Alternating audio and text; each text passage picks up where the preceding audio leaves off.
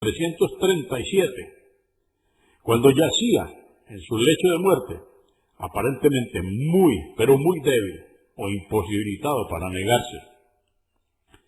Tampoco se le puede acreditar el monograma Chi-Rho. Una inscripción con este mismo monograma fue encontrada en una tumba en Pompeya, 2 siglos y medio antes de estos acontecimientos. Y esta es una cita de Goodenough, Jewish Symbols, volumen 7, página 128. El culto al sol invicto era originalmente sirio y fue impuesto por los emperadores romanos a sus súbditos un siglo antes de Constantino. A pesar de contener elementos del culto de Baal y Astarte, era esencialmente monoteísta. En efecto, asumía que el dios Sol era la suma de los atributos de todos los otros dioses, y así, pacíficamente, sometió a todos sus rivales potenciales. Más aún, armonizaba convenientemente con el culto de Mitra, que también prevalecía en Roma y el imperio por ese entonces, y también envolvía la adoración del sol. Para Constantino, el culto al sol invicto era lo más conveniente. Su objetivo primordial, una obsesión, de hecho, era la unidad, pero la unidad política, unidad religiosa y territorial. Un culto o religión estatal que incluyera a todos los demás cultos ayudaba, obviamente, a cumplir con ese objetivo. Y fue bajo los auspicios del sol invicto que el cristianismo consolidó su posición. El cristianismo ortodoxo tenía mucho en común con el culto del sol invicto y por lo tanto pudo florecer bajo la sombra de tolerancia de este último, el culto del sol invicto. Siendo esencialmente monoteísta, abrió la senda para el monoteísmo de la cristiandad. El culto del sol invicto era conveniente en otros aspectos también, pero estos aspectos modificaron al cristianismo, a la vez que facilitaban su expansión.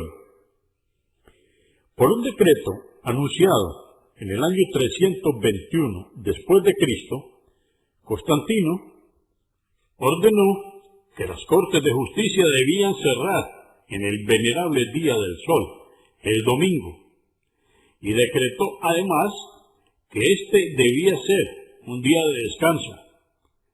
Hasta entonces la cristiandad se había aferrado al descanso sabatino de los judíos, considerándolo sagrado. Sin embargo, por el edicto de Constantino, la cristiandad transfirió su día sagrado al domingo, que es el día del sol. Esto no solo trajo armonía entre la cristiandad y el régimen romano existente, sino que permitió que la primera se desligue de sus orígenes judaicos. Otro ejemplo, el nacimiento de Jesús se celebraba el 6 de enero hasta el siglo IV después de Cristo. Sin embargo, el día principal del año en el culto solar era el 25 de diciembre, el festival de Natalis Invictus, el nacimiento o renacimiento del sol, cuando los días empiezan a ser más largos. En este caso, también la cristiandad se sometió a los mandamientos del régimen y las costumbres de la religión estatal establecida. El culto del sol invicto era muy parecido al culto de Mitra, tanto que se los confundía a veces. Y esto es una cita del autor Heinz Bergin, The Cult of Sol Invictus. El autor explica que este culto fue traído a Roma en el siglo III por el emperador Elagabalus. Cuando Aureliano introdujo su reforma religiosa, era de hecho un restablecimiento del culto al sol invicto en la forma en que fue originalmente introducido. Entonces tenemos que ambos, el culto al Sol Invicto y el culto a Mitra, enfatizaban el elevado estatus del Sol. Ambos celebraban un gran festival del nacimiento el día 25 de diciembre. Por lo tanto, el cristianismo también encontraría puntos de convergencia con el mitraísmo. Más aún, porque el culto de Mitra declaraba la inmortalidad del alma, un futuro juicio y la resurrección de los muertos. A fin de lograr su ansiada unidad, Constantino intentó achicar las diferencias entre el cristianismo, el mitraísmo y el Sol Invicto, y deliberadamente decidió no ver contradicción alguna entre estos cultos. Por este sentido, óigase bien, toleró al Jesús divinizado como la encarnación terrenal del Sol Invicto. Construía una iglesia cristiana y al mismo tiempo construía una estatua de la diosa Cibeles y del Sol Invicto. Este último sería una estatua del propio Constantino, con sus facciones. En estas actitudes conciliadoras y ecuménicas se puede ver nuevamente el afán de unidad.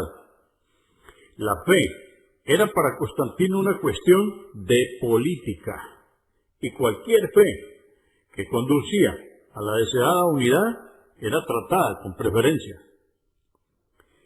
A pesar de no ser el buen cristiano que las tradiciones nos presentan, Constantino consolidó la estructura de la ortodoxia cristiana en nombre de la unidad y la uniformidad.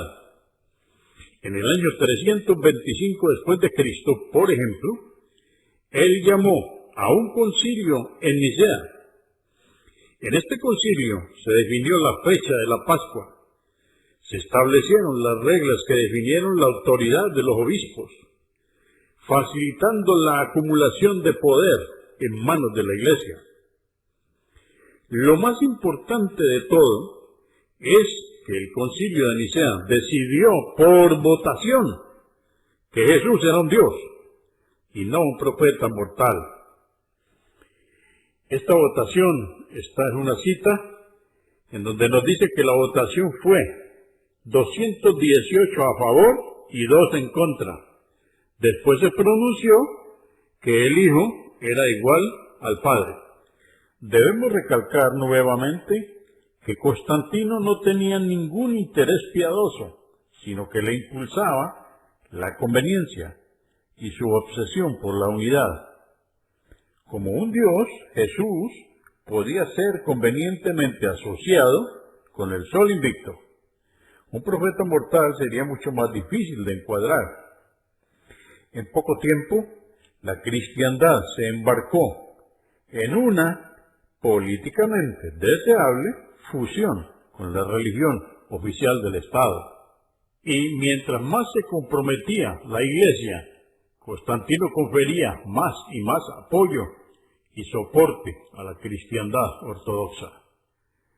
De este modo, un año después del concilio de Nicea, Constantino mandó que se confisquen y se quemen todos los libros opuestos a la ortodoxia cristiana.